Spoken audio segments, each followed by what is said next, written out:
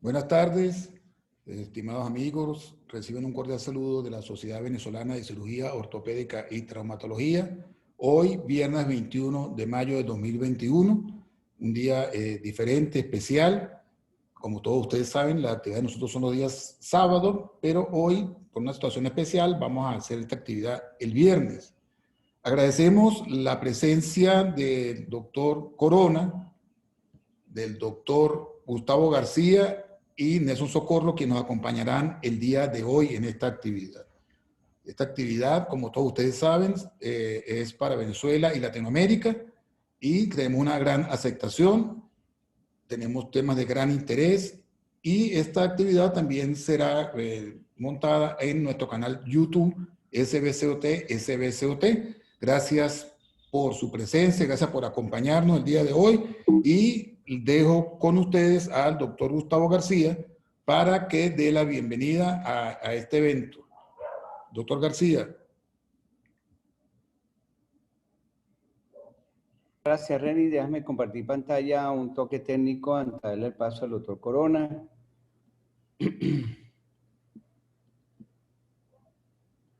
Sí, nosotros en aras de mantener la educación médica continua por la directiva actual de la Sociedad Venezolana, el doctor Nelson Socorro, quien siempre ha estado a la vanguardia de lo que es el nivel y la actualización científica, mi persona, le damos la bienvenida al doctor Pablo Corona, de verdad medio venezolano, que ahorita nos estamos enterando que tiene mucha conexión con Venezuela por sus abuelos. De verdad, doctor Pablo Corona, le agradecemos mucho su tiempo. Sé que para España son las 11 de la noche, pero todo sea en aras de la educación médica continua y realzar la academia en ortopedia. El doctor Pablo Corona pertenece a la Unidad de Cirugía Reconstructiva de Infecciones del Departamento de Traumatología y Ortopedia del Hospital Universitario de Valdebrón, en Barcelona, España, y es una de las personas que conoce y maneja el tema de las infecciones porque es un hospital diseñado donde reciben solamente infecciones ortopédicas y de traumatología.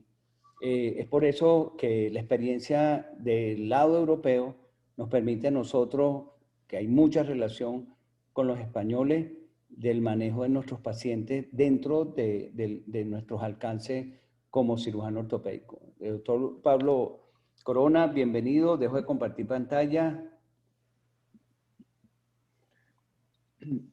Comparto la mía. Sí, por favor. Buenas noches a todos. Espera que, a ver un momento.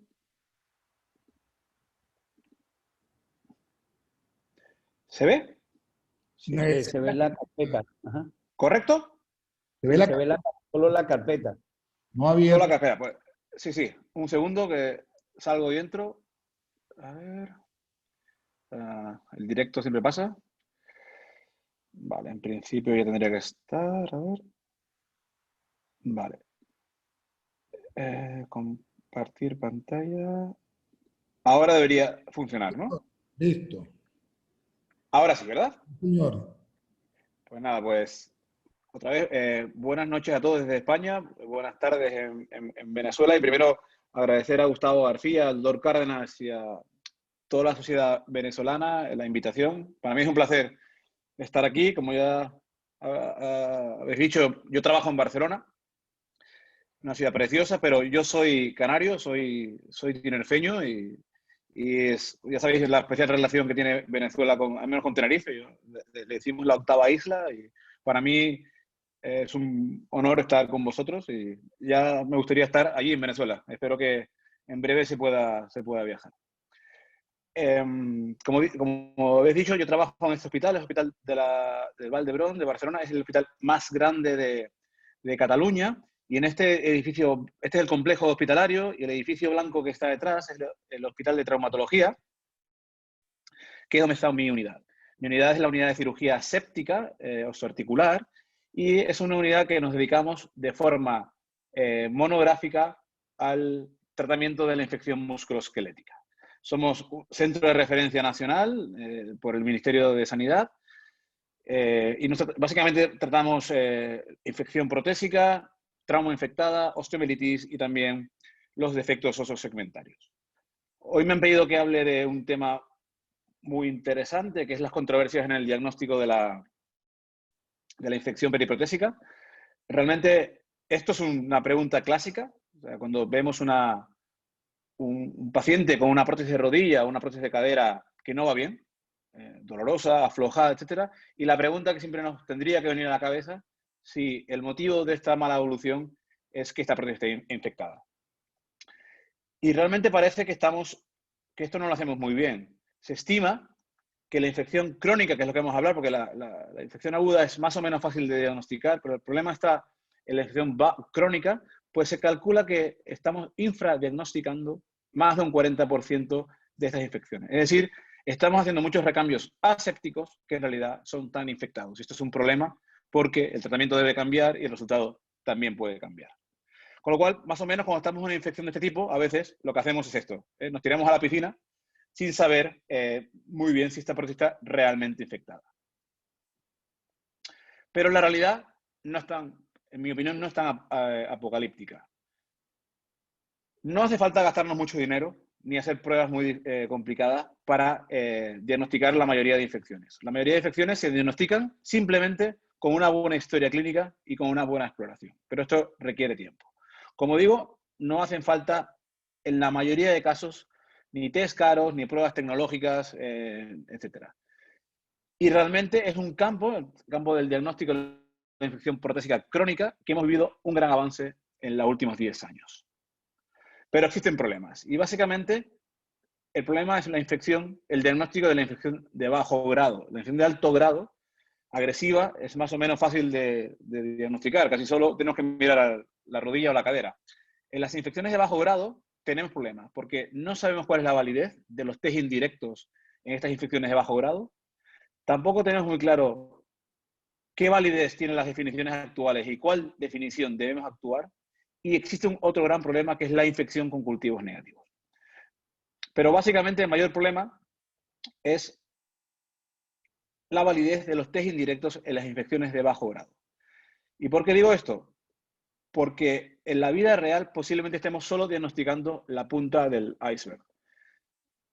Sabemos diagnosticar bien las infecciones de alto grado y algunas infecciones de bajo grado, pero posiblemente debajo del agua se nos están quedando por detrás una gran cantidad de infecciones de bajo grado. Y las infecciones de bajo grado no son solo aquellas producidas por patógenos de bajo grado, como el Cutibacterium acnes, el Epidermis, sino cualquier infección producida por una bacteria en fenotipo sésil, en fenotipo biofil, que, como sabéis, es la base fisiopatológica de una infección asociada a un implante de ortopedia. ¿Y por qué? Porque estas bacterias van a producir una mínima respuesta inflamatoria. Y esto tiene mucho interés. Al día de hoy, ¿cómo diagnosticamos una infección? Pues básicamente lo diagnosticamos basándonos en 3 grandes grupos de pruebas. La clínica, los test indirectos, es decir, aquellos test que no se basan en la detección de un patógeno donde no debe haberlo, en una zona que es estéril, sino que se basan en su consecuencia, es decir, en la inflamación que produce en el tejido. Y esto, como digo, es obvio en las infecciones de alto grado. La infección de alto grado, la clínica suele ser evidente, suele ser clínica inflamatoria, la próstata suele estar aflojada. Los test indirectos, o sea, aquellos que se basan en identificar la inflamación, suelen ser positivos, tanto sinoviales como séricos, y los cultivos suelen ser positivos, pues son bacterias que crecen fácilmente en los test, en los cultivos. En cambio, las infecciones de bajo grado no es así. La clínica muchas veces es exactamente igual que un aflojamiento aséptico. No hay diferencia, básicamente es el dolor.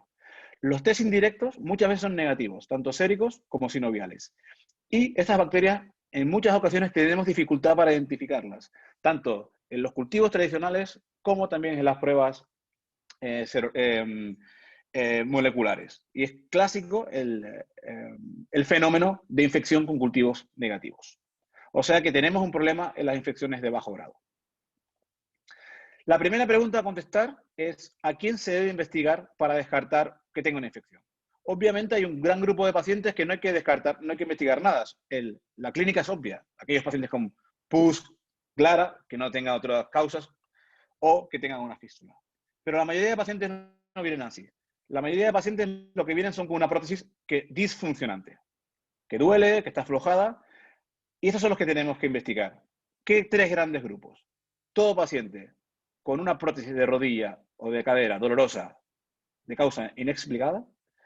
Muy importante, la rigidez. La artrofibrosis, sobre todo en rodilla, debe ser considerada una infección mientras no se demuestre lo contrario. Y el aflojamiento precoz. Considerando aflojamiento precoz, en principio, el que se produce en los 2 primeros años, aunque veremos, actualmente se ha incluido el que ocurre en los 5 primeros años. Estos tres grandes grupos de pacientes tenemos que hacer todo el esfuerzo para intentar descartar que no esté infectada. Y como digo, básicamente nos basamos en test indirectos. O sea, los que no se basan en descubrir el patógeno, sino su consecuencia, la inflamación. Y los test indirectos se diferencian en dónde buscamos la inflamación. Y la inflamación lo vamos a buscar en dos sitios. O bien la buscamos en sangre, son los diferentes test séricos, USG, PCR, dímero D, hay muchos. Y en el tejido más cercano a una prótesis que es fácilmente accesible, es decir, el líquido sinovial. Esos son los test sinoviales. La citología sinovial, la PCR sinovial, la esterasa leucocitaria, alfa-defensina, etc. Es un campo que crece día a día. ¿Y por qué tenemos tantas pruebas? Y esto es muy importante. Tenemos tantas pruebas porque no existe ninguna buena. No existe ninguna prueba que sea un gold estándar, es decir, una prueba que tenga una sensibilidad y una especificidad del 100%, es decir, que lo hacemos y nos descarta o nos confirma la infección. Como no existe ninguna prueba buena, nos basamos en muchas pruebas no tan buenas. Como digo, en los últimos 10 años ha habido un gran esfuerzo para darnos herramientas para saber ordenar nuestros esfuerzos, para saber en qué pruebas tenemos que invertir tiempo y dinero. Esto es el algoritmo que salió del consenso del 2013 y que fue aceptado por el 91% de los delegados. Y como vemos, es un algoritmo que, uno, pone muy en solfa que sigue siendo importante en nuestro trabajo de médico. Es decir, explorar el paciente, historiar el paciente. Es muy importante. Esto nos permite diferenciar en pacientes de alto riesgo y bajo riesgo de infección. En este algoritmo sigue opinando que la determinación sérica de USG y PCR es una buena prueba de screening para descartar pacientes que pueden estar o no infectados. Como veis, pone en el centro de nuestro trabajo diagnóstico la aspiración articular. También, como veis, por ningún lado aparecen pruebas muy complejas. Por ejemplo, ya no aparece el uso de una prueba que, al menos en España, fue principal, que es el uso de la gammagrafía. Y otra cosa importante, que aunque nos dicen que hay que pinchar la articulación, en muchos casos, estas infecciones crónicas de bajo grado, no tenemos líquido. Bueno, nosotros en el consenso votamos que sí a este algoritmo. Estamos muy de acuerdo en algunas cosas, pero no en todas. Y una que no estamos de acuerdo, y al día de hoy es sabido, es esto de las pruebas de screening serológicos.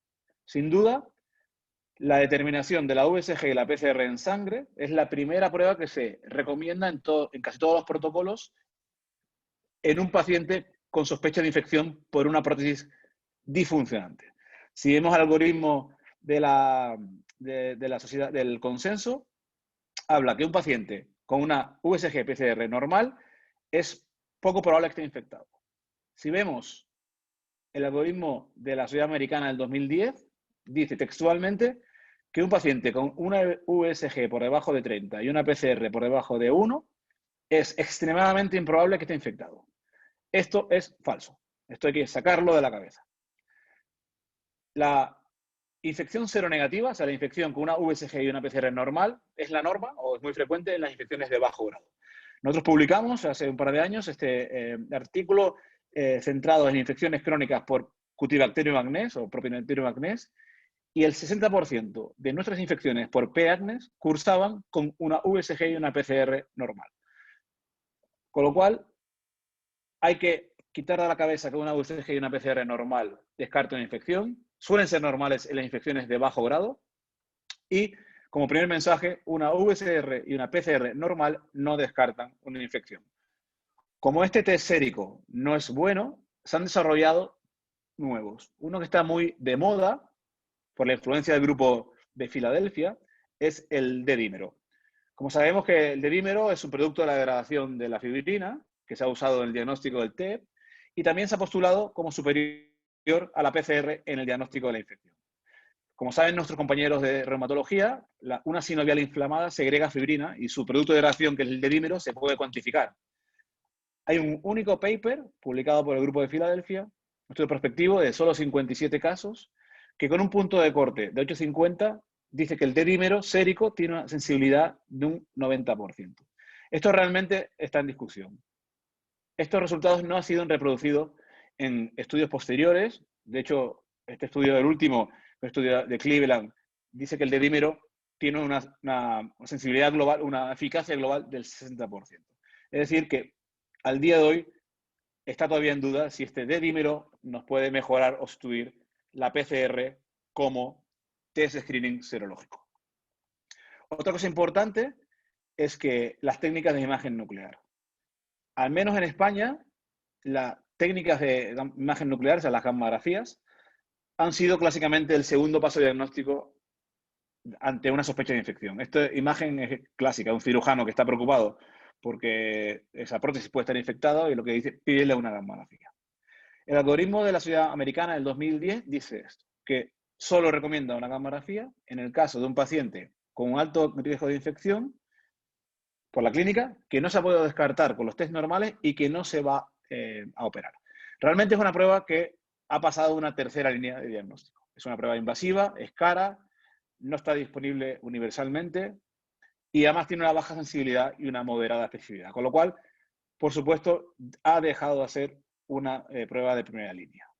En el consenso del 2013, el 93% de los delegados votó en contra de que las gammagrafías fueran una prueba de primera línea en el diagnóstico de la infección protésica. Curiosamente, como veremos más tarde, en la nueva clasificación de la Sociedad Europea se ha vuelto a recuperar el uso de las gammagrafías con leucos y en 3 fases en algunos casos de infección protésica. O sea, ¿cómo debemos manejar? Pues básicamente, al día de hoy, la prueba principal es el análisis del líquido articular. Pero es importante que no basta con cultivar el líquido articular. Con el líquido articular, obtenido por artrocentesis, se pueden hacer muchas más cosas. No basta con cultivarlo, pero hay que cultivarlo siempre. El diagnóstico, el rendimiento es bajo, una sensibilidad sobre el 70%, y siempre es recomendable cultivarlos en botes hemocultivo y aparte en bote normal. Pero debemos hacer más cosas con el líquido articular. Debemos estudiar la citología y podemos estudiar diversos biomarcadores, como la esterasa glucositaria, la alfa-defensina, la calprotectina, etc. La gran ventaja de estos biomarcadores, sobre todo, es que es lo que se llama un point of care test. Es decir, son tests que se pueden hacer en la consulta y el paciente sale con el resultado en 10 minutos y no tiene que esperar a resultados complejos de laboratorio y ya le podemos decir alguna información sobre por dónde van los tiros de su problema. Pero importante, aunque todos los protocolos nos recomiendan pinchar la articulación, hay que recordar que en casi un 30% de las infecciones de bajo grado vamos a pinchar y no vamos a obtener ninguna cantidad de líquido o una mínima cantidad de líquido. Y esto es importante porque nos altera mucho nuestro trabajo diagnóstico. Como digo, sin duda, la prueba más importante es la citología, o la más coste efectivo es la citología del líquido articular. O sea, definir qué células hay en el líquido y en qué concentración. En nuestro hospital esto nos cuesta 4 euros, 5 dólares.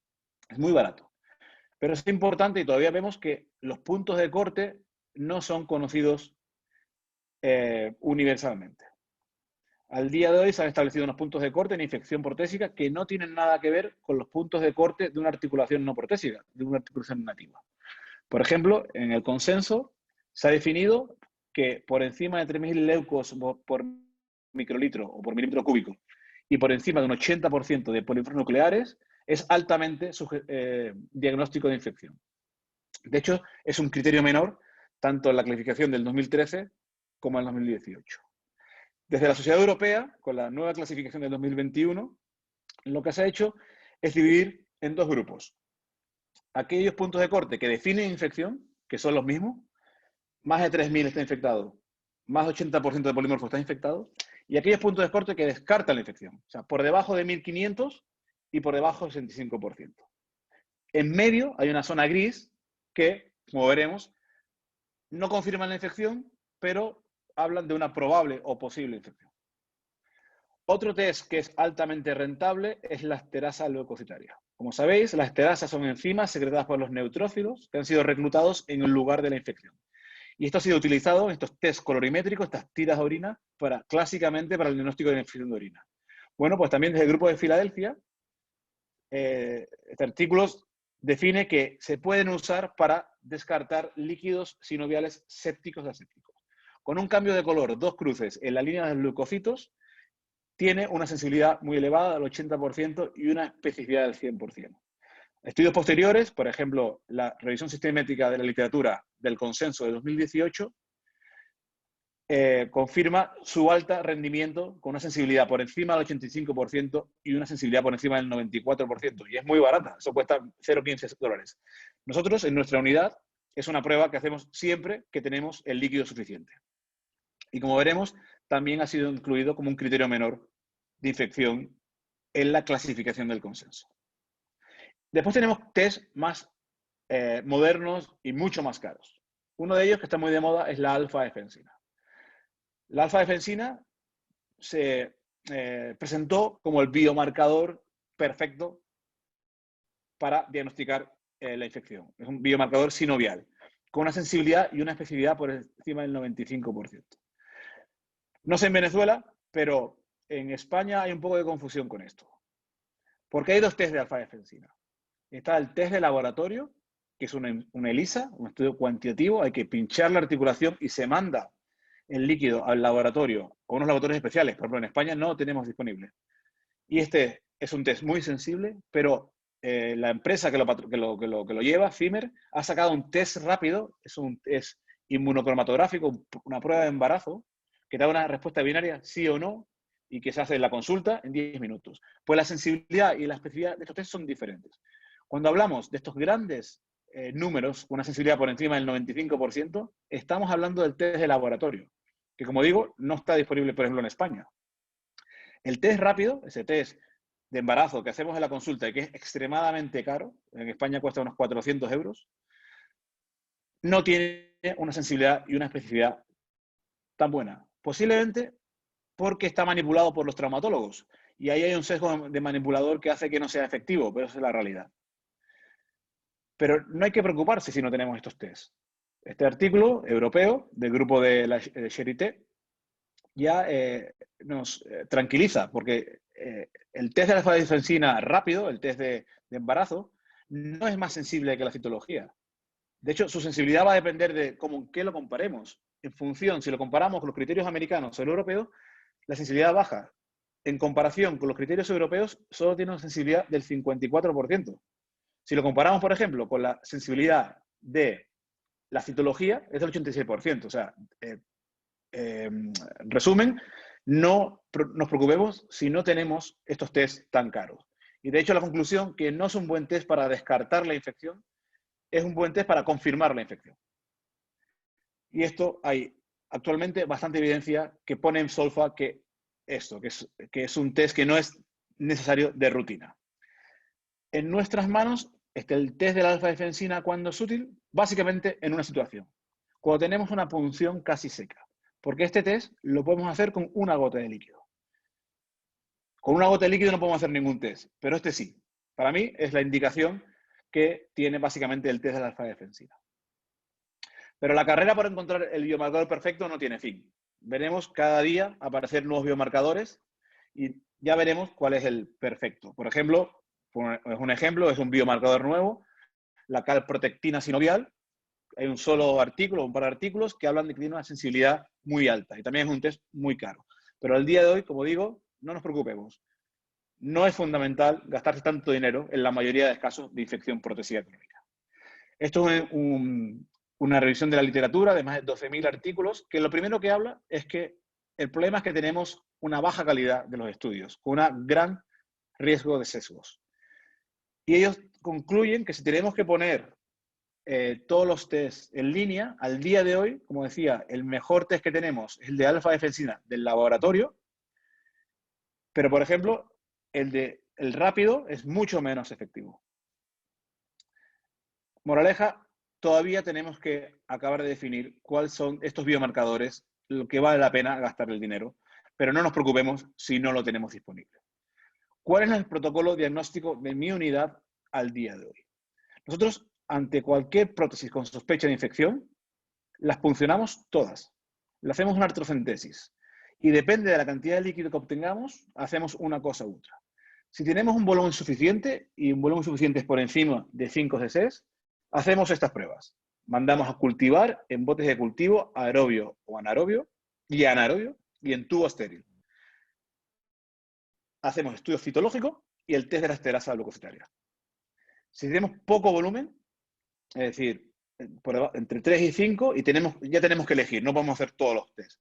Pues si tenemos que elegir, lo que hacemos es cultivo en bote de cultivo anaerobio, o si tenemos botes pediátricos, y estudio citológico. Y si solo tengo un test para elegir, citología. Es el test más coste efectivo.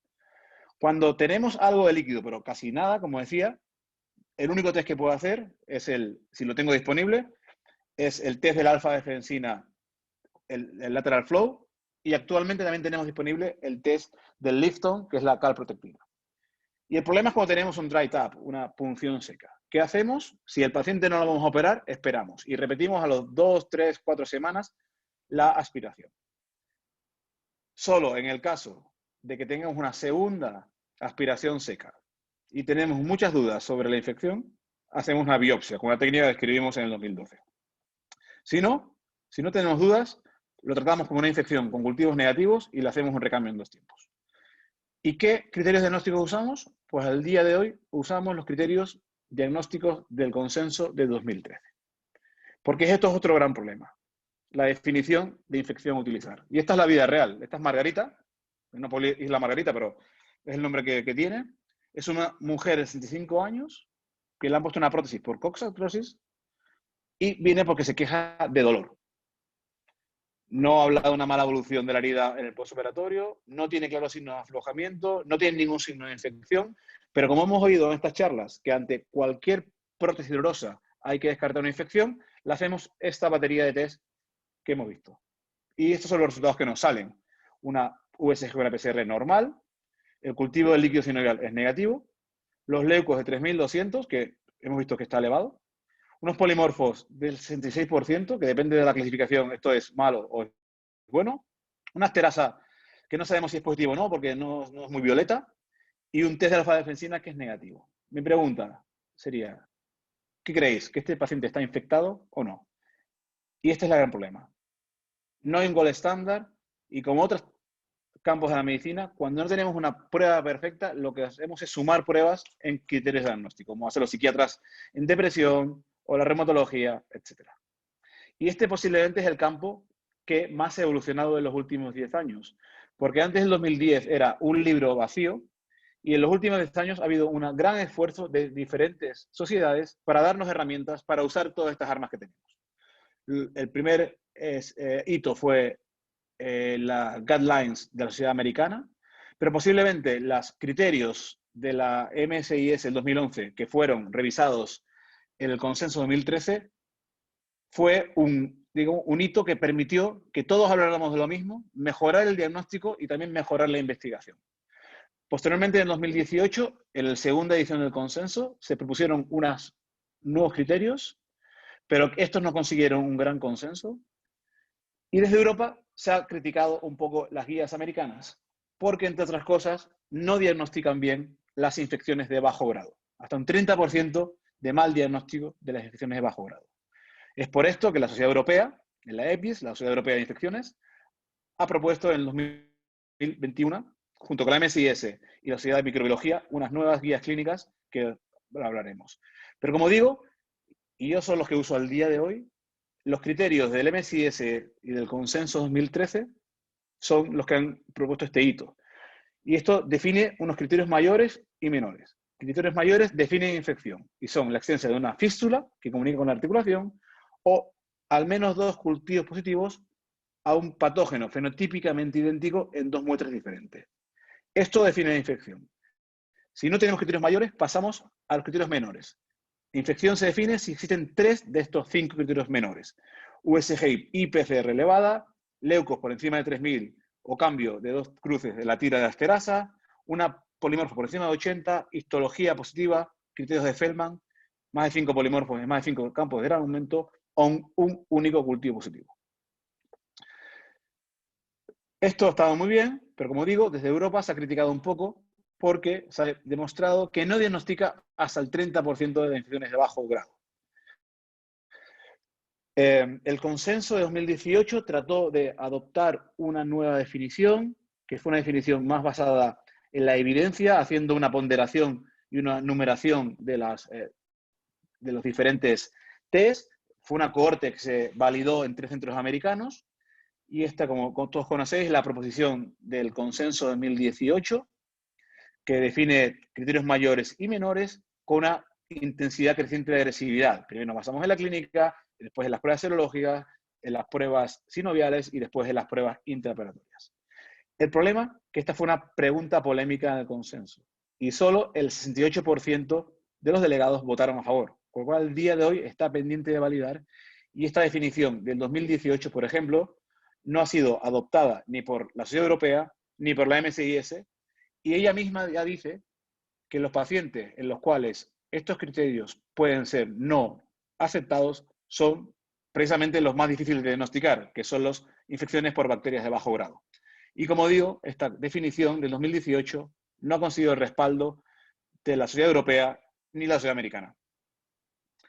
Es por esto que desde Europa, y esto es un esfuerzo que se hace desde el 2017, se ha intentado desarrollar unos nuevos criterios. Y muy interesante que es la primera vez, y esto es también en relación con los criterios que se intentan también establecer en las infecciones asociadas a implantes, en fracturas, se define como un semáforo. Es decir, no tiene mucho sentido en hacer una respuesta bimodal, ¿está infectada o no está infectada?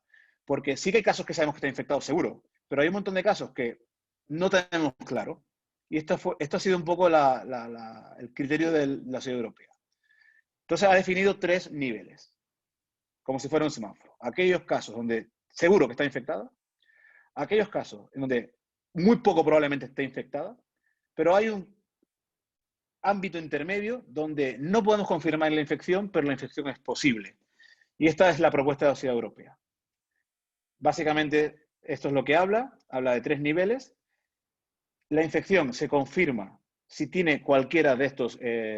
Lo que hace la clasificación es dividir 3 grupos, los síntomas clínicos, y aquí también mete la PCR sinovial, test de laboratorio, y como digo, ha vuelto a incluir las test de imagen nuclear. Y esto es un poco sorprendente. Se confirma la infección si tiene una fístula o si visualiza la prótesis, o si cualquiera de estos síntomas, test analíticos son positivos, cualquiera de ellos. Unos leucocitos por encima de 3000, el líquido sinovial, unos polimorfos por encima de 80 o una alfa-defensina positiva. Y a nivel microbiológico, si tenemos 2 o más cultivos idénticos en más de 2 muestras, y también si el líquido de sonicación es positivo, con un punto de corte de 50 unidades de colonia por microlitro, o una histología positiva. Eso define la infección. En cambio, la infección es muy poco probable si todo es negativo, tanto en la clínica como en el laboratorio, pero en el laboratorio lo que habla es de unos leucocitos por debajo de 1500 y unos polimorfos por debajo de 65, y si todos los cultivos son negativos. Pero lo interesante de esta definición es que pone un grupo intermedio donde la infección es probable pero no confirmada, y se basa en una combinación de clínica y laboratorio, o clínica y radiología, siendo la radiología la imagen nuclear con leucocitos marcados.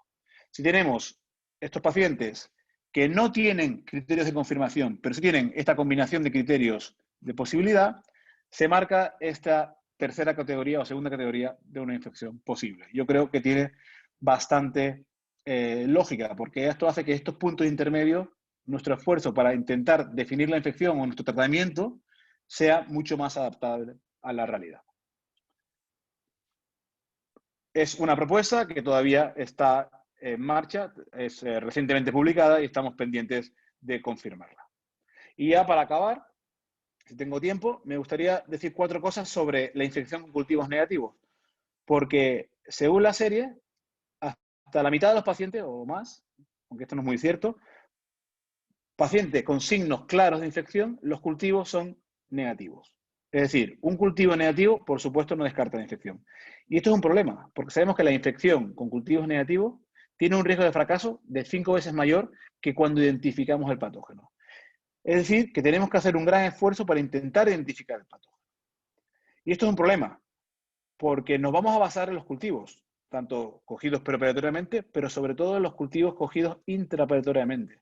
Y esto se basa en lo bien que lo haga el cirujano ortopédico. Y muchas veces el cirujano ortopédico no es consciente de lo importante que es su acción en el muestreo intraoperatorio. Este es nuestro protocolo en recambios en 2 tiempos. En el estudio preoperatorio, aunque sabemos que el cultivo del líquido articular tiene un bajo rendimiento, siempre lo hacemos. Siempre hacemos artrocentesis previa. Siempre para hacerla, el paciente debe estar un mínimo de 3 semanas sin antibiótico sistémico. En el caso de que tengamos un cultivo seco, con una punción seca, no inyectamos fluoro fisiológico, como a veces se ha propuesto, y siempre se envía la prueba en botes de hemocultivo y en un tubo estéril. En el primer tiempo no se administra antibiótico hasta las tomas de muestras porque vamos a poner un espaciador y tenemos, como veremos, un protocolo estricto y un kit especial de muestras. Y nosotros sonicamos los implantes en el primer tiempo, aunque esto no es fundamental. En el segundo tiempo, en cambio, cuando vamos a poner la prótesis, aquí no paramos la profilaxis, se administra la profilaxis dirigida en la inducción, usamos el mismo kit y al día de hoy no sonicamos los espaciadores. Como digo, este es el kit que tenemos. Tenemos un kit especial que consta de 6 tubos Falcon de 50 y 6 pinzas de un solo uso.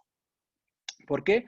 Porque cada pinza coge una muestra y se desecha para evitar la contaminación cruzada. Hay que recolectar un mínimo de 6 muestras significativas. Esto quiere decir que hay que estar tranquilo y solo recoger las muestras de la interfase. Una vez quitamos la prótesis. 3 de cada interfase. Rodilla, fémur tibia, fémur acetábulo. Una don't touch technique. Vemos muchas veces que se coge la muestra se pone en una gasa, se pone en la mesa. Esto no puede ser. La muestra se coge con una pinza de un solo uso y directamente, sin tocar nada, se pone en el bote, se cierra y se desecha la muestra. Muy importante identificar la procedencia. Cuanto más información le demos al microbiólogo, más nos va a ayudar sobre el valor de esa técnica. Y muy importante, las muestras deben estar procesadas rápido, en un máximo de 3 horas. Muchas veces vemos que se procesan las muestras, que es lo primero que se hace en la cirugía, y se hacen las particiones al finalizar la cirugía, y están 10 horas ahí. No, idealmente tienen que estar procesadas en 2 horas. Y siempre, obligatoriamente, hay que utilizar un protocolo de cultivo prolongado y medios de enriquecimiento. Y otra cosa importante que seguimos viendo, nunca se usan hisopos, bastoncillos. Los hisopos no sirven para hacer muestreo quirúrgico, solo sirven para hacer screening de multi-R en nariz, en axila, etc. Y seguimos viendo que se usa el hisopo para muestreo intraoperatorio. Esto hay que evitarlo. Y como digo, también, clásicamente, como en tumores, siempre hay que mandar muestras de estudio histológico, porque si no nos faltarán uno de los criterios que tenemos de infección. Como conclusión final, las infecciones de bajo grado siguen siendo un problema diagnóstico. El diagnóstico se basa en una combinación de test preoperatorios y clínica y test intraoperatorios. Es decir, tenemos que basarnos en unos criterios diagnósticos de infección aceptados, aunque al día de hoy todavía estamos viendo cuáles son los mejores. En el periodo preoperatorio, lo básico es el estudio del líquido articular, puncionar la articulación, pero no solo cultivar. Lo más importante, y en este orden, el estudio de la citología. Para nosotros el test de la esterasa es muy importante y siempre cultivarlo en frascos de hemocultivo. Si tenemos dinero y tenemos medios, tenemos un montón de test de biomarcadores carísimos que también se pueden hacer. Pero finalmente lo vamos a acabar de diagnosticar en muchos casos con los test intraoperatorios, histología y cultivos. Por ello, la técnica de muestreo debe ser perfecta para disminuir los errores diagnósticos. Y como hemos visto, esto es un proceso dinámico. Esto va cambiando día a día. Tenemos que estar actualizados para implementar en nuestra práctica clínica la gran cantidad de conocimiento científico que vienen cada día en el diagnóstico de la infección protésica de bajo grado. Muchas gracias y esto es todo lo que tenía que decir. Y si hay preguntas, será un placer contestarlas. Profesor Nelson, ¿alguna pregunta del chat? ¿Alguna pregunta particular? Creo que hay 2 de la audiencia hasta ahorita. Tenemos una buena participación. 128 personas conectadas. Doctor Nelson, adelante. Sí, muy felicitaciones por la exposición, muy clara, muy certera, aclaratoria. Sobre todo, el hacer énfasis en que teniendo un cultivo negativo no significa nada.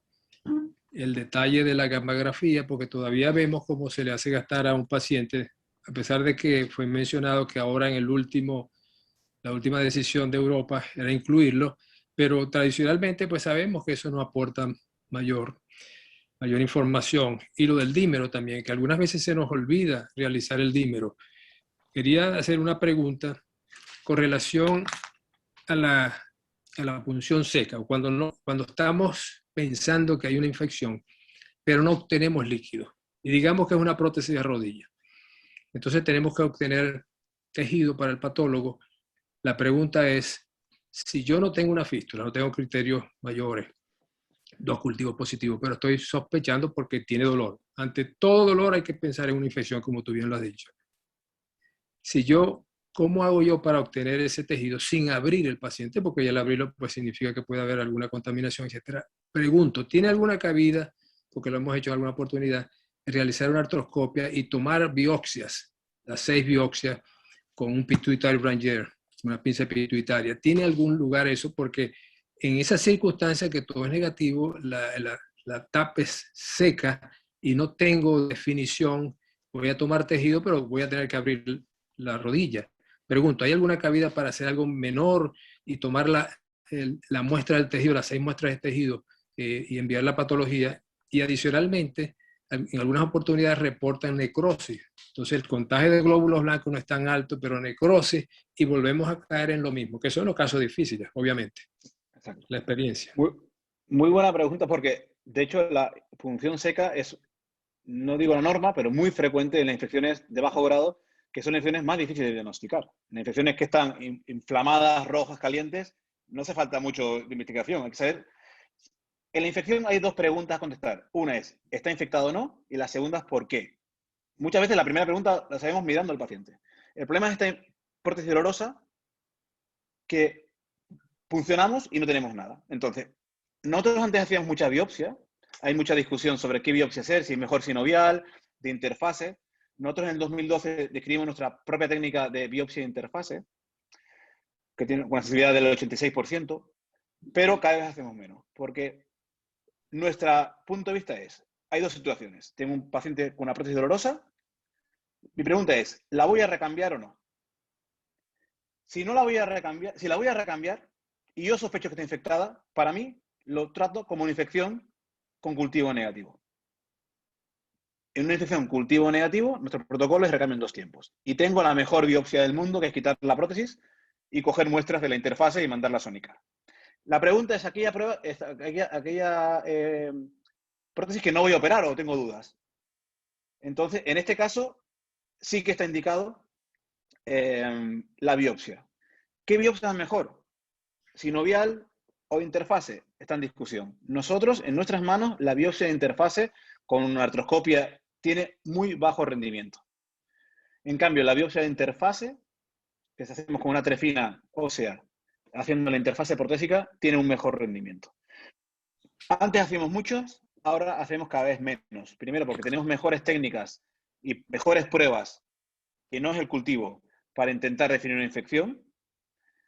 Ya digo, a veces no es una función seca, pero es casi seca, pero sí que tenemos pruebas, aunque son caras, es así, como la esterasa leucocitaria, que nos permite hacerla con una gota, pero solamente en el caso de que me plantee operarlo o no, le hago una biopsia. Si el paciente, yo creo que está infectado, no lo puedo demostrar, lo trato como infección, le hago un recambio en 2 tiempos, tomo buenas muestras y punto. Siempre decimos que nunca te vas a equivocar haciendo un recambio en 2 tiempos. Y sí que te puedes equivocar tratando una infección, un aflojamiento séptico como si fuera aséptico. Yo creo que es una postura, al menos en nuestras manos, es muy prudente. Excelente.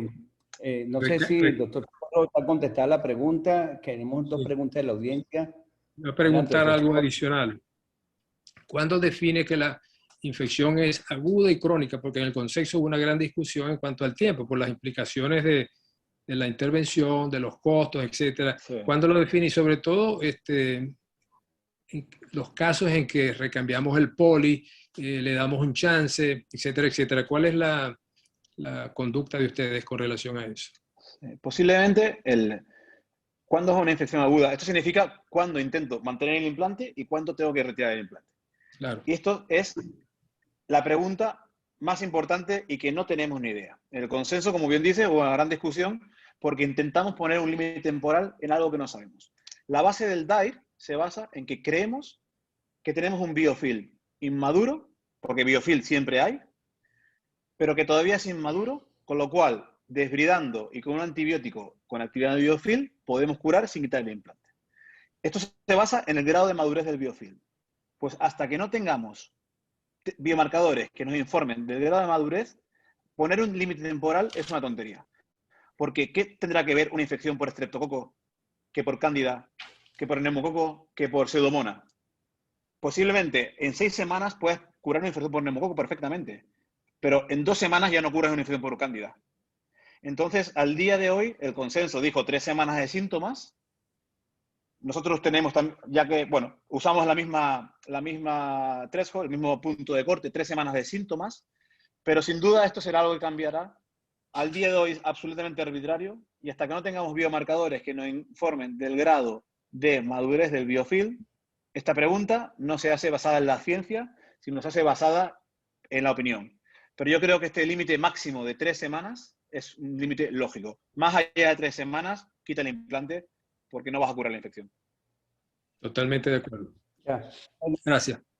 Ok. El doctor Fernando Sojo de Argentina pregunta, tú comentabas algo del líquido sinovial y el contagio de polimorfos nucleares, Pablo, de 2000 a 3000. ¿No era de 3000 a 2000? Pregunto. No, esto cambió un poco, porque la primera propuesta, esto va así. En el consenso del 2013 se definió poner por encima de 3000 y por encima de 80 polimorfos. En cadera y en rodilla. Todos sabemos que hay papers que hablan que por encima de 1500 y por encima del 65% en rodillas es diagnóstico de infección. Pero en el consenso se dijo, oye, vamos a poner un punto de corte, porque si ponemos 2, ya la gente no sabe una, se va a liar con 2. Pues ponemos un punto de corte que englobe los 2 y todo el mundo lo hace más o menos bien. Desde Europa se intentó bajar ese punto de corte para aumentar la sensibilidad. Y en vez de poner 3080, se puso 2070. Esa fue la primera propuesta de definición europea. En la última propuesta de definición europea, con este sistema de semáforo, lo que se hizo. Vamos a poner dos grupos. Aquel que seguro está infectado y se decidió, pasada la evidencia, 3080, como el consenso. Otro grupo que seguro que no está infectado, es decir, menos de 1500, menos del 65%, y entre 1500 y 3000, y entre 65% y 80%, es este semáforo en amarilla que posiblemente esté infectado, pero no es seguro que esté infectado. Y esto fue la decisión europea. No sé si me he explicado bien. Vale. Sí, perfecto. Entendimos. Otra pregunta, doctor Daniel Escalona, ya tú lo aclaraste, el tema de la punción seca. O sea, no teniendo otra alternativa que el lateral flow, y el consenso habló de que no agregar soluciones a la rodilla para luego aspirar. O sea, ¿qué haces con una punción seca? ¿A dónde vas? ¿Abres la rodilla? Ya el doctor Socorro lo planteó, ¿se hace una artroscopia o te vas directo y tomas ya la decisión de hacerlo en un tiempo? Vuelvo a repetir. Es curioso, porque esto en el consenso, una de las preguntas fue si tiene sentido una punción seca instilar suelo fisiológico para volver a recuperarlo y cultivarlo. Y la respuesta fue que no. Pero si tú te basas en la literatura, de los 3 papers que hay sobre esto, los 3 tienen buenos resultados haciendo esto. Pero bueno, el consenso dijo que nosotros no lo hacemos nunca, primero porque hay riesgo de contaminación, con lo cual el cultivo no está muy claro la efectividad, y segundo, no tenemos ni idea de los puntos de corte citológico una vez hayas puesto líquido de la articulación. Con lo cual no lo hacemos y no lo recomendamos. Como vuelvo a decir, mi decisión dependerá de lo que vaya a hacer. Si la prótesis está aflojada y voy a recambiarla de todas formas, y yo creo que está infectada, yo sospecho que está infectada, aunque no puedo demostrar, semáforo amarillo, como decimos en la europea, y lo trato como infección. Para mí eso es una infección con cultivos negativos, y nosotros, en nuestras manos, una infección con cultivos negativos es criterio de tratamiento en 2 tiempos. Y ahí le tomo las mejores muestras. Solo en el caso de que no tenga claro si va a operarlo, me planteo hacer una biopsia. Ok, sobre el mismo tema, Pablo, teniendo una infección de un germen conocido, gran negativo, ya tú te vas directamente y formador de biofil o este germen, ¿tú te vas directo a un primer tiempo conociendo el germen? La pregunta es, ¿infección aguda, gram negativo, si mantengo o no el implante? Exacto. Vale. Esa es una. O si tienes un germen formador de biofil, igualmente te quedas con un primer tiempo. Sí, nosotros, de hecho, la mayor serie publicada hasta ahora sobre infección aguda por BGNs, por decirlo gram negativos, es una serie nuestra, española, del grupo de Reipi. Y aquí publicamos... Pablo, disculpa, define infección aguda hasta cuándo. 3 semanas y síntomas. Ok, listo. Entonces, Adelante, ya demostramos que si sabes que es un BGN, lo importante es el antibiograma. Si ese BGN es Cipro S, un DAIR cura el 80%. Si es ciprofloxacino R, menos de la mitad. Con lo cual, en este caso, si es Cipro S, hago un DAIR. Si es Cipro R, retiro el implante. En el caso de estafilococo, también serie española, demostramos que si es Rifa S, curamos el 80%. En cambio, si es Rifa R, no curamos a ninguno. Bueno, a ninguno, a muy pocos. Si tenemos información, es importante, pero lo malo es que la mayoría de infecciones agudas lo hacemos sin conocer esa información. Y no tenemos, pero si la tenemos, hay que usarla. Si es biofil, si no tenemos antibióticos con actividad biofil, es decir, quinolonas en los gram negativos, rifampicina en los gram positivos, quita el implante. Listo, excelente respuesta. Ok, otra de las preguntas, y tú lo has explicado, pero tenemos residentes, especialistas jóvenes en la sala. El aflojamiento precoz, ¿cómo lo interpretas tú? De una prótesis. Sí. ¿La quitas de una vez? Ajá, por favor. No, o sea, el aflojamiento precoz, esto es una serie del Hospital del Mar de Barcelona, ya demostraron, publicaron en el Journal of Orthoplasty en 2016 creo, que un aflojamiento protésico en los 2 primeros años, en el 70% de los casos, es por infección protésica, independientemente de los resultados de los cultivos. O sea que si el aflojamiento en los 2 primeros años, para mí está infectado mientras no se demuestre lo contrario. En la clasificación de la europea, se ha extendido este aflojamiento precoz como signo clínico de infección hasta los 5 años. La moraleja es, todo paciente con aflojamiento precoz está infectado mientras no se demuestre lo contrario, y tienes que hacer todos tus esfuerzos para intentar demostrar o descartar la infección. Ahora, aprovechando eso, y no sé si Doctor Socorro tiene alguna otra pregunta, terminando de contestar a la audiencia. Alguien pregunta, doctor Kevin Montilla, la anterior se le hemos contestado al doctor Diego Vergara, retiro de prótesis con persistencia de infección. Voy más allá. ¿Cuántos desbriamientos, cuántos de ahí tú te permites? Desbriamiento antes de retirar la prótesis. 2, 3. ¿Cuánto, Pablo Corona? 1. El consenso habla de 2. 1. Ok. Si no 1. salió, fuera. Mi pregunta es, listo. ¿Por qué crees que tu segundo desbridamiento va a ser más efectivo que el primero? O sea, estás en las peores situaciones. Ha pasado más tiempo, biofil más maduro. En rodilla, la piel está peor, más problemas de partes blandas. Con lo cual, para mí el DAIR es un one-shot procedure. O sea, un único intento de DAIR, y si fracasas, fuera. La pregunta. Ok, antes de darle la palabra al doctor Lenson Socorro, estos criterios que tenemos ahorita para prótesis los podemos traspolar también a materiales infectados en trauma. No. Eso es otro ámbito.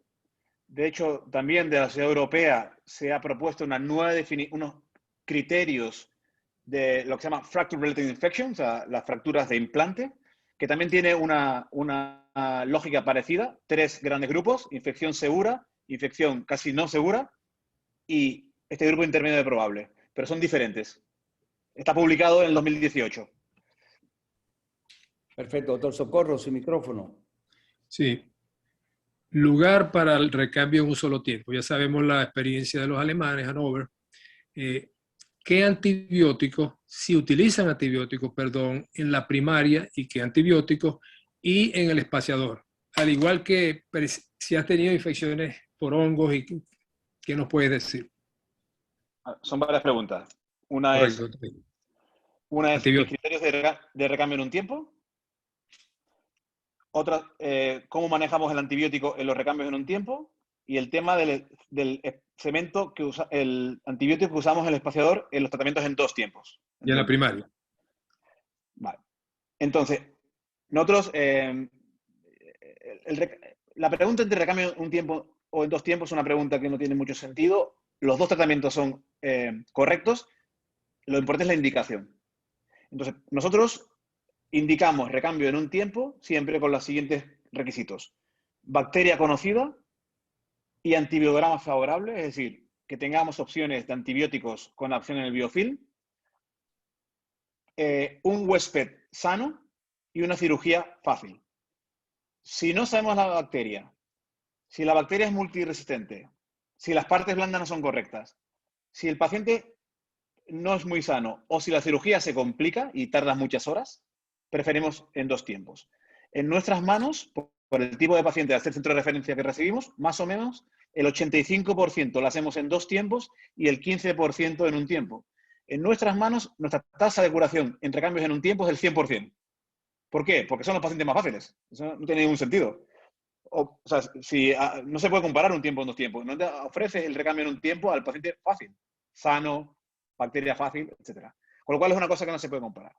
Una cosa importante de antibiótico en el recambio en un tiempo es que es importante empezar con antibiótico antes de la cirugía. Nosotros empezamos con el antibiótico a dosis plenas 3-4 días antes de la cirugía, en el recambio en un tiempo. Sabemos la bacteria, sabemos cuál es el patógeno y se ha demostrado que empezando la antibioterapia 3 días, 4 días antes mejora los resultados. Eso sí, no te olvides, en la cirugía, cuando abres la piel, hacer una profilaxis ampliada. No solo a la bacteria que tienes, sino lo que se puede superinfectar. En cuanto en los recambios en 2 tiempos, siempre usamos espaciadores con gentamicina y gentamicina, excepto en el caso de hongos, que en los hongos añadimos anfotericina B, desoxicolato. Gracias. Okay. Doctor Socorro, ¿otra pregunta? No, está bien por ahora. Ok, voy yo con una serie de preguntas. Pablo, si ya teníamos varias décadas sin darle importancia a la gammagrafía, ¿por qué tú piensas ahorita con tu experiencia que la están involucrando de nuevo? Por todos los falsos, o sea, la interpretación de la gammagrafía, y más con los leucocitos marcados. ¿Cuál es tu opinión de por qué ahora sí Bueno, el consenso europeo? De hecho, esto fue una gran discusión en Europa. Aquí los compañeros de medicina nuclear también tienen mucho que ver porque protestaban mucho, que se estaban quedando sin negocio, y eso es verdad. Aquí hay que pensar que siempre hay un negocio detrás. Medicina también, no somos seres humanos y hay intereses. Entonces, es curioso que la Sociedad Europea lo pone la gammagrafía con en los criterios que definen infección no está la gammagrafía. No existe. La gammagrafía solo está en los que descartan, es decir, una gammagrafía en 3 fases negativas, y los leucocitos marcados positivos es intermedia, no sabes. Para mí, la gammagrafía lo único que hace es confundirnos. Porque si está positiva, puede estar infectada o no, y si es negativa, puede estar infectada o no. En mis manos no tiene ningún rol. Ninguno. En ninguna situación. Solo me confunde. Y esta es la que puedo decir de mi opinión sobre esto. Ok. Vamos con otra pregunta. Para ti, Si hay te vi en una de las... perdona, si hay un compañero de medicina nuclear, no es nada personal. Una de las preguntas es, y te escuché en otros webinars, para ti, ¿qué significan los espaciadores? Es un cuerpo extraño. Y si lo estás usando, y si lo vas a recomendar, ¿cómo debería ser para Pablo Corona diseñar un espaciador? ¿Dónde pones el antibiótico? Ajá. Yo siempre digo que el Adelante, espaciador es Pablo. yo siempre digo que el espaciador es un mal necesario. O sea, lo importante es, ya sabemos con los recambios en 2 tiempos, la primera que lo usó fue Insal en el 82, creo que fue, 11 casos, tratamiento en 2 tiempos sin espaciador y curaron los 11. Con lo cual, a mí me da terror cuando veo a compañeros que dicen, le he hecho un primer tiempo, le he puesto un espaciador, como si el objetivo del primer tiempo fuera poner un espaciador. Ni mucho menos. El objetivo del primer tiempo es hacer un desbridamiento radical. Eso cura la infección. El espaciador lo ponemos porque no es muy cómodo para nosotros, para hacer el segundo tiempo. Es muy cómodo para el paciente, pues no tiene dolor, si es dinámico puede moverse un poquito, pero pagamos el precio de un cuerpo extraño. De hecho, el antibiótico en el espaciador, sabemos el día de hoy, esto lo publicamos el año pasado en el Journal of Orthoplasty, lo que se puede es colonizar. Y el antibiótico lo usamos para evitar o disminuir el riesgo de colonización en el espaciador. No tanto por el antibiótico local que usamos. Y se ha demostrado que, el uso de terapia dual en el espaciador y fijarlo con antibiótico a altísimas dosis, con cemento con antibiótico a altísimas dosis, disminuye el riesgo de tener cultivos positivos en el segundo tiempo. Es decir, que se nos colonice el espaciador. Con lo cual, tu objetivo en el primer tiempo no es poner un espaciador, es hacer un desbridamiento. Pones un espaciador para mejorar el segundo tiempo y la calidad del paciente. Usa un espaciador con 2 antibióticos a altísimas dosis y no lo tengas demasiado tiempo. Porque lo único que va a hacer es bajar la concentración de antibiótico local y llegar a un momento que puedes desarrollar resistencias, como ya publicamos nosotros en el 2016. Ok, pero ¿y cómo, y si tú vas a hacer un espaciador, haces espaciadores manufacturados, lo haces en quirófano, ¿cómo lo haces tú? No. Si puedes hacerlo. Nuestra forma de hacer es nosotros en rodilla. En rodilla usamos espaciadores prefabricados de vancomicina y gentamicina, excepto en casos con defectos masivos, en casos con lesión de partes blandas y en casos con problemas de aparato extensor. En estas 3 situaciones usamos espaciadores estáticos, manufacturados por nosotros, pero muy estáticos, como si fuera una artrodesis. Usamos 2 clavos forrados con antibiótico, uno retrógrado, uno antidrógrado, los unimos con cemento y hacemos un espaciador como si fuera una artrodesis temporal. En cadera no existen los espaciadores estáticos. En estos casos siempre usamos espaciadores dinámicos prefabricados. Solamente en los casos de grandes defectos donde no existen tallas, en algunos casos pedimos espaciadores a medida. Vale. Aprovechando que está el doctor Roberto Oliveto, presidente de la CARO, y me está haciendo una pregunta. Sí. Hola, Roberto. Velocidad PCR negativo con dímero D aumentado. Importancia para ti de ese dímero D que esté elevado y ahorita no habías aclarado eso. Una pregunta bien capciosa del doctor Oliveto. Para mí, ninguna porque no lo pido. O sea, que no pedimos el dímero D en nuestro trabajo habitual. La ciencia dice, el trabajo más reciente del grupo de Cleveland, que tiene un valor, un rendimiento de un 60%. Esos son los datos que te puedo decir. Yo no lo uso. De hecho, la USG tampoco la uso. Solo usamos la PCR. Perfecto.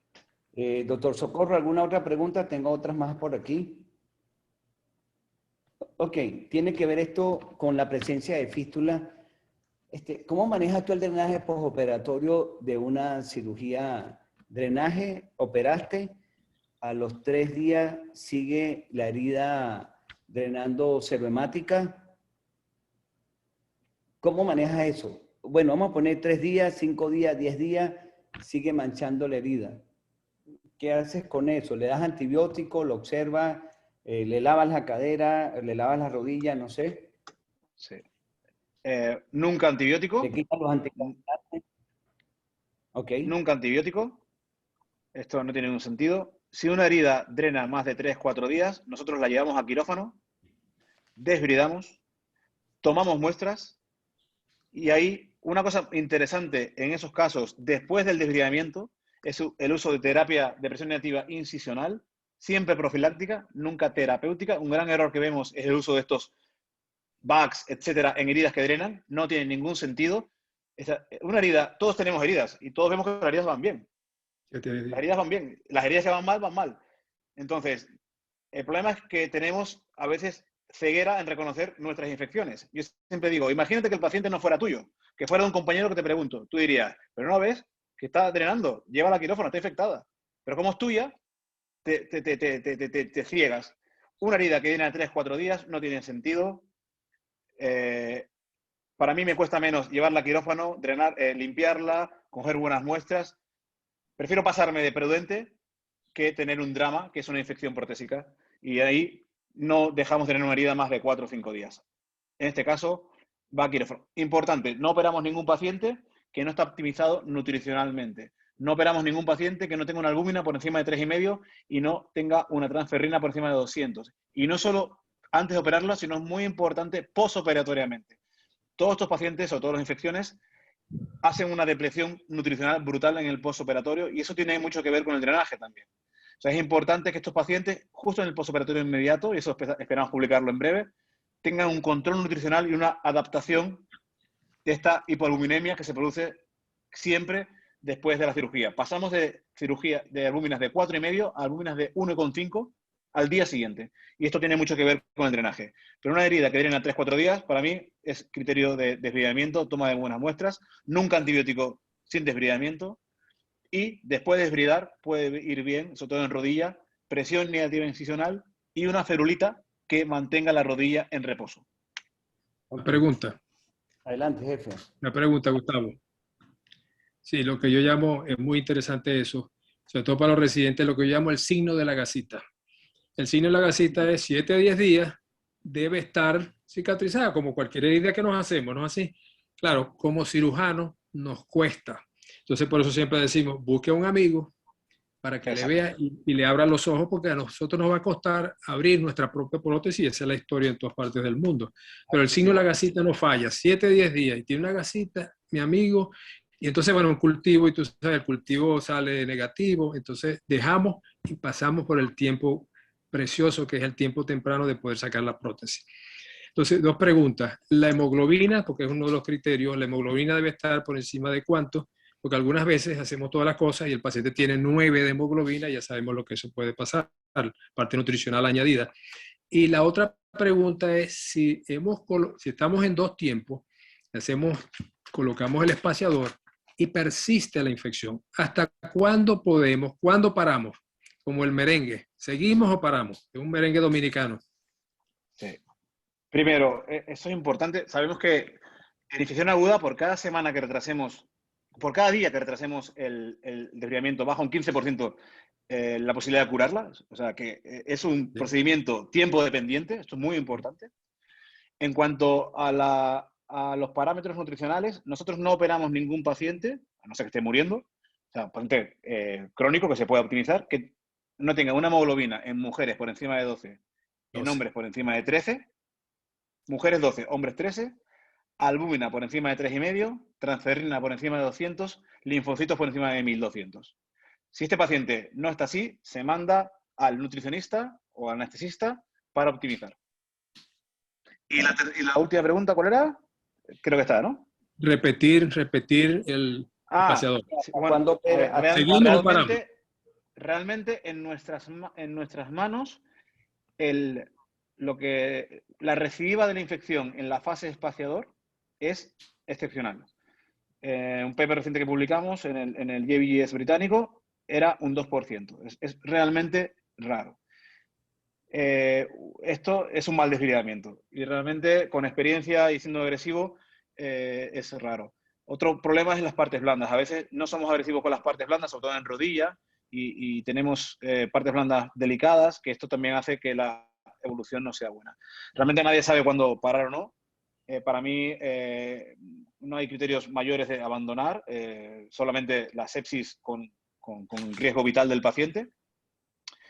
y la imposibilidad de reconstruir las partes blandas. En defectos de rodilla, con imposibilidad de reconstruir las partes blandas, y al día de hoy es raro porque la microcirugía, incluso en gente mayor, nos permite reconstruir defectos brutales. Es raro el tener que tirar la toalla. Y aparte, sobre todo en rodilla, tenemos la opción de la artrodesis con fijación externa, que usamos mucho en casos horribles, y esto también nos permite avanzar en el salvamento de extremidad. Y en la cadera tenemos la opción del Gelson, de la tarjeta de resección, que también nos permite una tiro. O sea, la amputación, que supongo que es lo que hablas, en el caso de una infección protésica, es realmente en nuestras manos excepcional. Sí, aprovechando que, bueno, para ti son las 2:15 y para todo buen español, está con España. Uy, se te corta ahora. ¿Me escuchas ahora? Ahora sí. Ahora mejor. Ok. Hablando de la rumba en España que comienza a las 12 de la noche. Y ahorita tú estás Sí, hasta la ahora me voy. madrugada, ¿no? Sí, bueno, ahora no, porque aquí todo está cerrado a las 11, creo. Ok. Mira, ok, Pablo. Y un cultivo positivo, ya el doctor había enfocado el tema del hongo. Infección por hongo. El tema del tratamiento por hongo es la toxicidad de los medicamentos.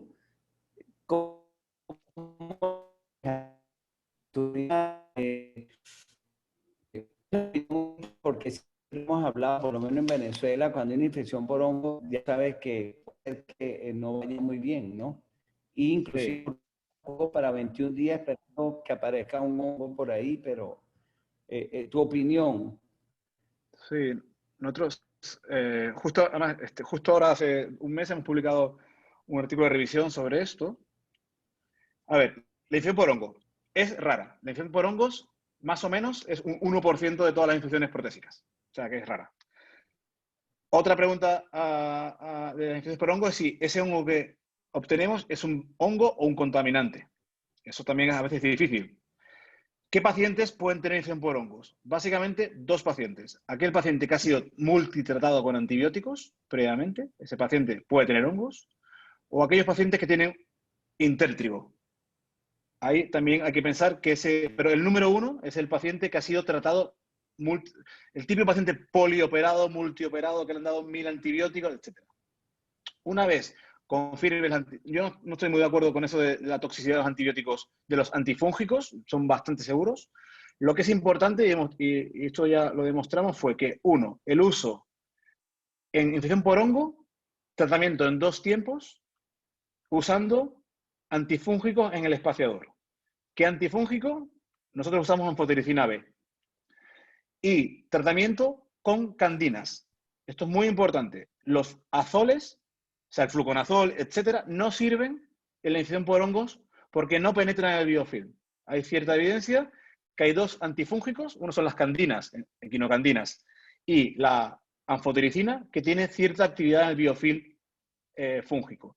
Con lo cual, importante, tratamiento en 2 tiempos, uso de espaciadores con antifúngicos y antibióticos. Hasta un 35% de las infecciones por hongos son polimicrobianas, tienen también infección bacteriana, con lo cual no solo antifúngicos, sino antifúngicos y antibióticos. Y uso de tratamiento sistémico con candinas o anfotericina B. Nunca fluconazol. El fluconazol solo puedes usarlo en pacientes mayores después de haber dado candinas o anfotericina como supresivo de por vida en algunos pacientes.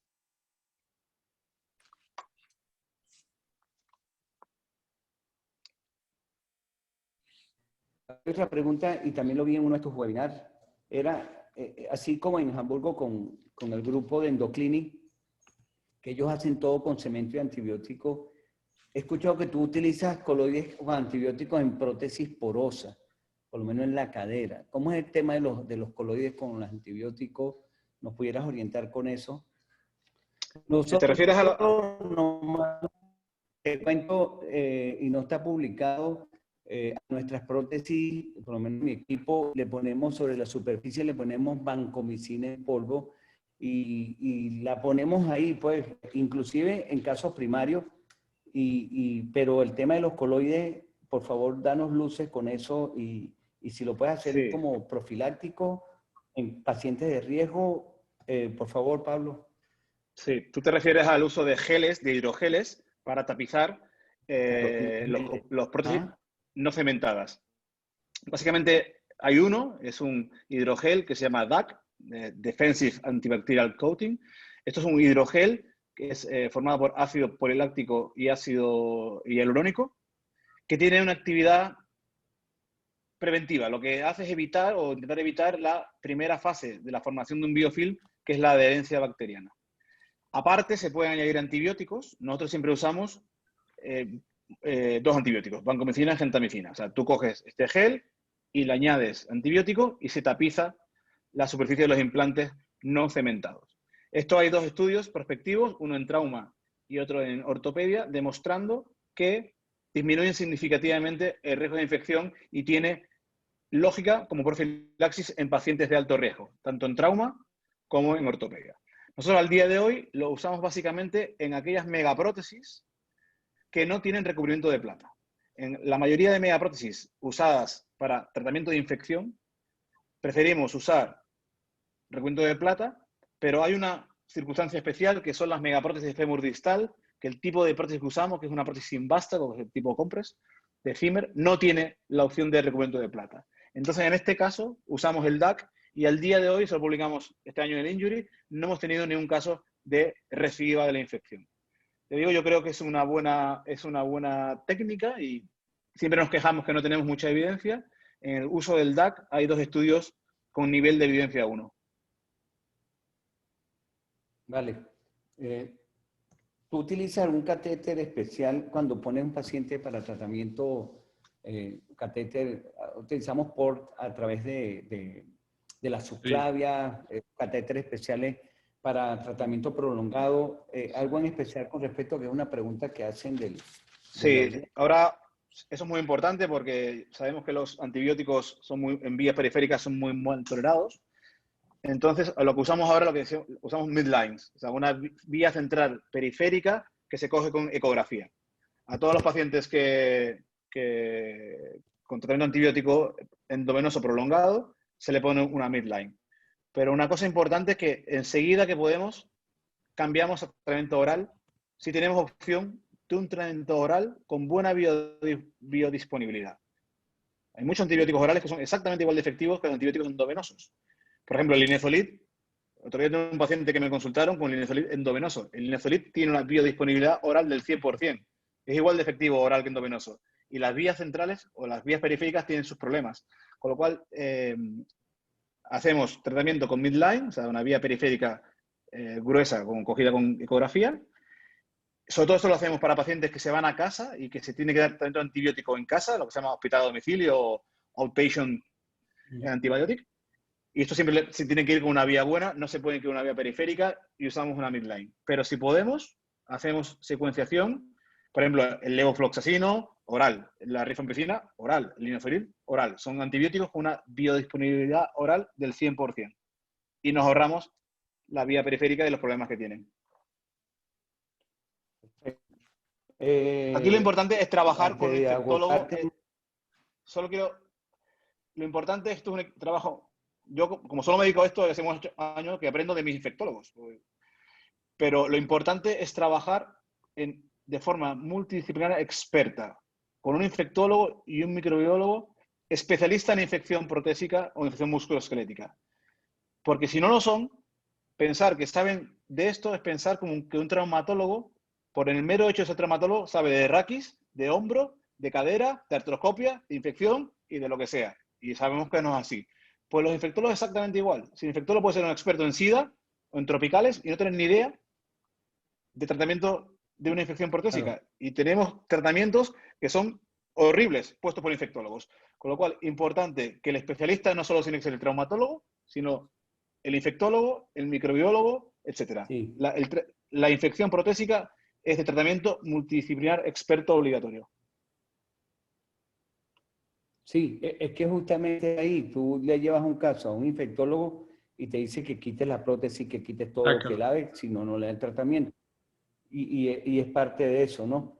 Ahora, fíjate, para Pablo, y de verdad respetando tu cansancio y sé que has hecho un esfuerzo y ya vamos a cerrar, para Pablo, los antibióticos profilácticos, hoy en día sabemos que los traumatólogos que no sabemos nada, somos neófitos en antibióticos.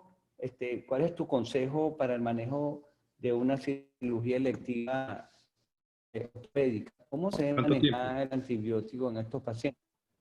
¿Cuánto tiempo? Una cirugía primaria normal, un paciente con una cirugía, Sí. nada. Aquí el importante es el antibiótico que se pone antes de la incisión. Ese es el antibiótico importante, hay que ponerlo a tiempo. Media hora mínimo antes de abrir la piel. Vemos muchos casos que el paciente se le pone antibiótico con el manguito puesto, que ya es como si tú estuvieras sin antibiótico. A veces el anestesista no te deja ponerlo porque tiene miedo que interaccione con sus fármacos y si hace una reacción alérgica no sabe. Lo más importante es la dosis profiláctica preoperatoria antes de abrir piel. Y esa es la que ha demostrado que disminuye la infección. Si después quieres ponerle un día, 24 horas, 2 dosis, 3 dosis postoperatorias, perfecto. No más de ahí. Nosotros hacemos máximo 24 horas de profilaxis en cirugía electiva. Cefazolina. Cefazolina es al día de hoy, para cirugía primaria de paciente que viene de su casa, es un buen antibiótico. Para un paciente, por ejemplo, que viene de una residencia y que se rompe la cadera y le queremos poner una prótesis de cadera, la cefazolina no sirve. En España, 30% están colonizados por MRSA y muchos están colonizados por E. coli BLE. Entonces, es importante saber de dónde viene el paciente, saber la ecología local, saber que este paciente puede estar colonizado por bacterias que la cefazolina no cubre y adaptar la profilaxis. Pero en la mayoría de casos de pacientes sanos que vienen de su casa, al día de hoy, la cefazolina es válida y lo importante es el momento de ponerla y ponerla cuando toca, al menos media hora antes de abrir la piel. Pero esos pacientes en particular, tú te irías en esos de riesgo con vancomicina, aún quitándole o restando que es un... Nosotros, dos cosas con la vancomicina. La vancomicina no es un buen antibiótico para usar en cirugía. ¿Por qué?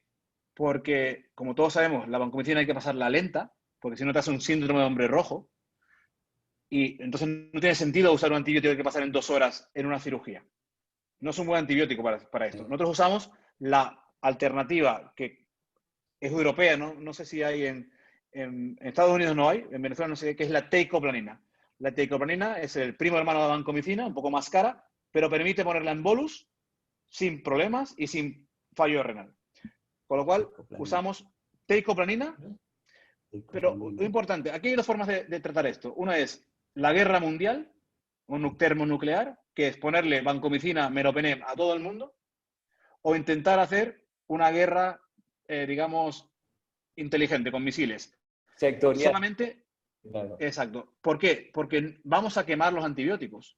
Ya hay, sobre todo en el BGNs, tenemos BGNs que no son sensibles a nada, solo a colistina y a micacina. Con lo cual, ojo con el uso de estas terapias de amplísimo espectro en profilaxis. Solo en casos muy determinados. En la mayoría de casos, ya nosotros, por ejemplo, no tenemos ningún enterococo banco R, pero en Inglaterra o Estados Unidos, no sé, en Venezuela, tienen mucho enterococo banco R. Eso es un drama. Y esto por el mal uso de la vancomicina. Y otra cosa de vancomicina, la vancomicina es un mal antibiótico para usarlo como antibiótico local.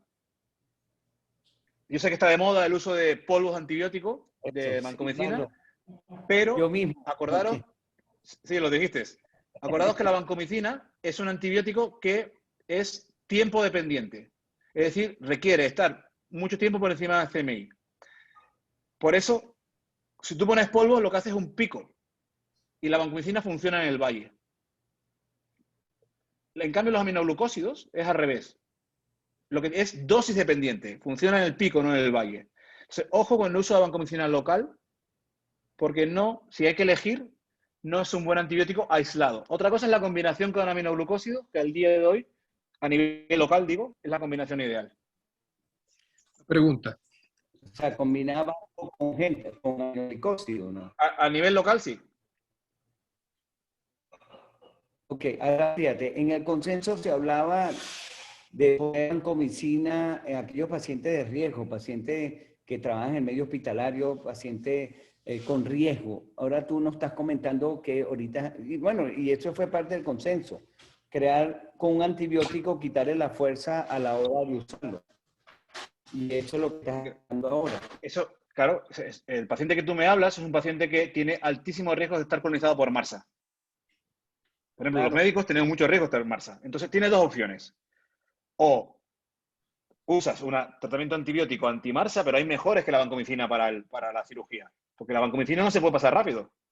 Tenemos la daptomicina, tenemos la teicoplanina, etc. O hacer un screening, que sería lo más ecológico. Yo tengo un paciente que puedo, Ok. por su antecedentes, puede estar colonizado por MRSA, pues una semana antes le pongo un bastoncito por la nariz, veo si está colonizado y en función si está colonizado, decido mi tratamiento antibiótico. Esto sería lo más lógico, pero es tiempo, consume tiempo y no lo hacemos. Entonces, ya digo, la vancomicina, nosotros no lo usamos no por la vancomicina, usamos la teicoplanina, que es lo mismo, porque es más fácil la posología, y solamente en aquellos casos que se decide en comité de infecciones con nuestros infectólogos. Nosotros la profilaxis también se decide en comité de infecciones. Cada caso se discute y cada caso se diseña una profilaxis dirigida. Nosotros advocamos por el uso de profilaxis dirigida y no profilaxis universal, para intentar ser ecológicos con los antibióticos, porque nos estamos quedando sin antibióticos. Ahora, Gustavo, una pregunta. Esos pacientes mayores que necesitan una prótesis y tienen orina patológica, ¿hasta dónde aceptamos? Porque hay grupos que lo aceptan, yo no lo acepto, pero bueno, hay gente que lo acepta. Y la otra pregunta clásica para nosotros en Venezuela, y también recientemente un webinar de un participante de la Cleveland Clinic en Florida, el lavado en el momento del debridamiento con betadine, dejar el betadine, uso del agua oxigenada, todas estas soluciones que han sido utilizadas en el pasado, luego se han eliminado y ahora otra vez hay algunos y ya sabemos los trabajos de la Vale con el betadine, etcétera, etcétera. Sí. Y el hecho de que el betadine viene estéril y no estéril. Nosotros no tenemos el llamado estéril. ¿Cuáles son tus pensamientos acerca de esto? Primero, la bacteriuria asintomática. Nosotros acabamos de publicar un ensayo clínico, estudio Varifer, justo publicado hace un mes, que es un ensayo clínico donde demostramos que no tiene sentido tratar la bacteriuria asintomática, primero. No cambia la infección, lo hemos hecho en ensayo clínico. Con lo cual, al día de hoy, la bacteriuria asintomática, es decir, aquel paciente que tiene un seguimiento patológico, pero nada más, no hay que cambiar, no está claro que haya que cambiar la profilaxis. Y esto es un ensayo clínico que hemos publicado este mes. En cuanto a esto de las irrigaciones, nosotros solo usamos suero fisiológico, nada más. Y también usamos gasas empapadas en Prontosan, que es un surfactante. No tenemos nada claro el uso de esto de betadine. Jay Parvizi es muy amigo mío y siempre yo le digo que usa la parvifina, que es esta parvifina, la decimos al betadine este que usa diluido y que ahora en todos lados promueve. Craig Laval, Jay Parvizi, pues nosotros la parvifina no la usamos. Creemos que el yodo es un metal pesado tóxico y no queremos poner en nuestros tejidos. Somos unos psicópatas de la biología, de las partes blandas y del cuidado de las partes blandas. Y eso lo combinamos con la gran agresividad quirúrgica, pero no me parece muy lógico ponerle yodo. Por supuesto, nunca agua oxigenada, eso es veneno. Al día de hoy creemos que lo importante es el bisturí y la dilución. Gran cantidad de suero fisiológico, volumen más que líquido. Esa es mi ¿Qué llamas tu gran opinión. cantidad? 9 litros, 12 litros. Sí, nosotros lo que hacemos es, tras el desbridamiento, retirada de implantes, cuando ya creemos que está todo limpio, irrigamos con 9 litros. 3 litros una interfase, 3 litros de interfase, 3 litros el espacio articular. 9 litros de suero fisiológico. Ok. Bueno, fíjate, ya para terminar, de verdad, y oye, te agradecemos mucho porque para No, nosotros... sí, ya aquí me quedo hasta... Ahora me pongo un ron. Una arepa. No, Y una arepa y ya sigo hasta mañana. sí, aquí en Venezuela, después de la fiesta, a las 3 de la mañana toca una arepa. Mira, dime, nosotros aquí en Venezuela utilizamos mucho, y lo escucha, la combinación de clindamicina con ciprofloxacina. opinión sobre eso, porque teicoplanina para nosotros, si lo ponemos, se nos van los honorarios ahí. Entonces, es una broma. Pero la clindamicina, ¿qué opina como profiláctico de clindamicina para los pacientes desde el punto de vista de profilaxia? Pero, ¿en qué escenario? ¿Para tratamiento? ¿Para No, la inducción anestésica? ¿Para qué? Primaria. no, sí, en casos primarios. Sí, bueno, la clindamicina ha sido el clásico antibiótico usado en casos de alergias a los betalactámicos. O sea, en todos los protocolos del mundo, cuando un paciente es alérgico a la penicilina, a los betalactámicos, siempre, o sea, no pueden usar cefazolina, siempre dice, pues ponle clindamicina. Ojo, clindamicina sola no sirve. Siempre hay que añadir un matagram negativos. Tú en este caso usas ciprofloxacino. Nosotros preferimos usar gentamicina. Gentamicina es perfecta. La gentamicina en bolus no da efectos secundarios, no produce fallo renal, es muy bactericida y muy barata. Con lo cual, nuestra combinación de elección en pacientes con alergia a los betalactámicos y que no podemos usar cefazolina es clindamicina, gentamicina. Si usas gentamicina, cipro, vale, pero ojo con la cipro. La ciprofloxacino, la quinolona, es el único antibiótico oral que tenemos contra los BGNs y el único antibiótico antibiofil que tenemos con los BGNs.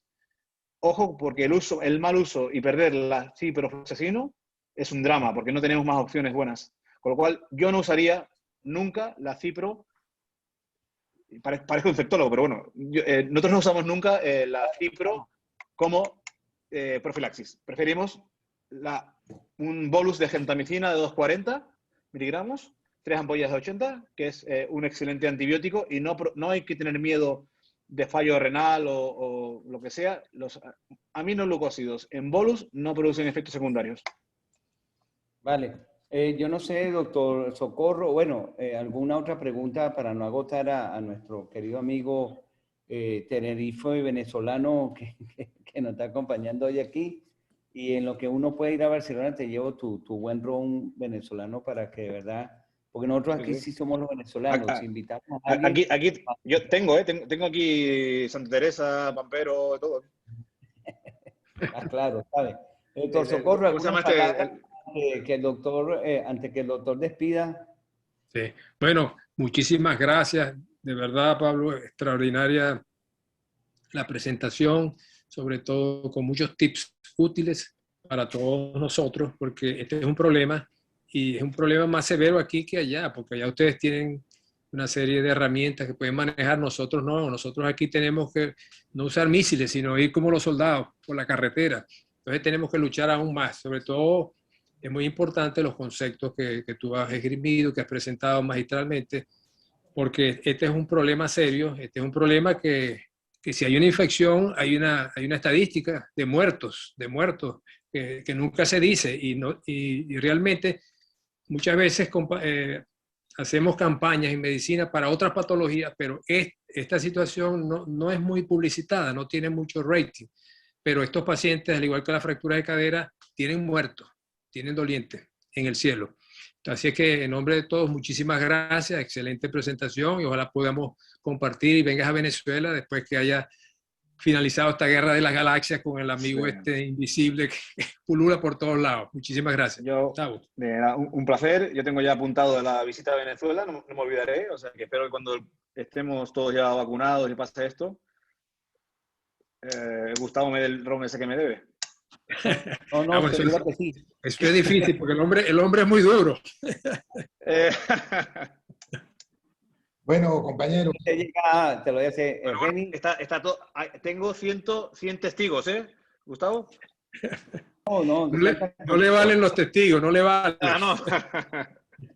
No, mira, Pablo, ¿algún mensaje para los nuevos especialistas, residentes, de toda tu experiencia, ya para despedir la sesión y cerramos con el presidente de la sociedad? Sí, yo el consejo es pedir ayuda siempre. No podemos saber de todo. Pedir ayuda a gente más experta, con más experiencia. Y infección, como decía el doctor Socorro antes, es muy importante pedirle a un amigo que lo mire. porque es verdad que la infección es una cosa que nos cuesta, es reconocer que nuestra cirugía está infectada, incluso psicológicamente es duro, con lo cual yo creo que este consejo que dio el doctor Socorro es muy útil. Pedir ayuda y que lo considere un amigo, porque nos abrirá los ojos. Y es el Vale. mayor consejo, información. Pablo, estamos en contacto. De cualquier forma, antes de pasarle el micrófono al presidente de la ciudad, doctor René Cárdenas, esta charla quedó grabada en YouTube. en la sociedad en YouTube. Por favor, que lo quiera tomar. Es una charla excelente. De verdad se tomaron y nos abrió mucho espacio mental. René, por favor, el micrófono es tuyo. Y ya para finalizar, agradecer al amigo Pablo Corona, un placer, un honor, una charla excelente, conceptos muy claros, a los moderadores que estuvieron acorde con a la altura de esta charla, agradecerles su presencia, su dedicación y el tiempo que brindan a la Academia Venezolana y Latinoamericana. Espero contar con ustedes nuevamente y seguiremos en contacto. Muchas gracias por estar presente y como bien dijo Gustavo, todas las actividades académicas de los webinars están en el canal SBCOT en YouTube. Hasta luego, feliz tarde, feliz noche, estimados amigos. Gracias. Buenas noches. Buenas tardes. Gracias, Pablito, en contacto, amigo mío. Una caja de ron te llevo. He hecho. Vale, como dice en España. Vale. Vale, hecho. Buenas noches. Que firmar un vale.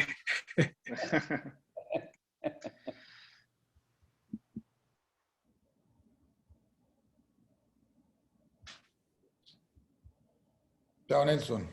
Chao. Gracias. ¿Estuvo bien? Sí, señor, perfecto. Saludos. Después hablamos. Gracias. No, después hablamos. Estuvo bien, ¿no? Otro. Sí.